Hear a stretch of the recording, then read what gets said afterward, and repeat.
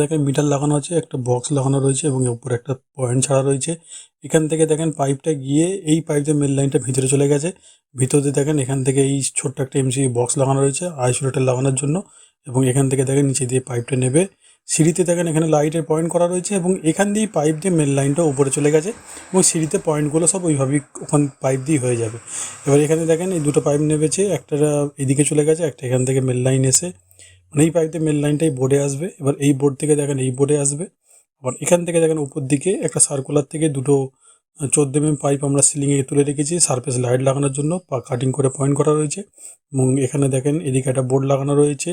আবার এই পাশ থেকে দেখেন এখানে একটা বোর্ড টিভির জন্য, ওদিকে একটা সাবমার্সিবলের জন্য বোর্ড লাগানো রয়েছে, সিলিংয়ে পয়েন্ট ছাড়া রয়েছে। তো এইভাবে পুরো কাটিংটা কিন্তু দেওয়াল কাটিং করে কাজটা করা হয়েছে।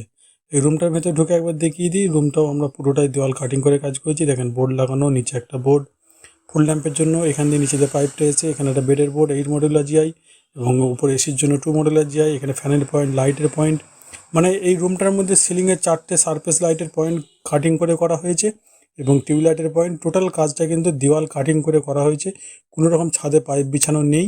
তো কাজটা কেমন লাগলো অবশ্যই কমেন্টে জানাবেন। ভিডিওটা ভালো লাগলে লাইক, শেয়ার এবং কমেন্ট করবেন।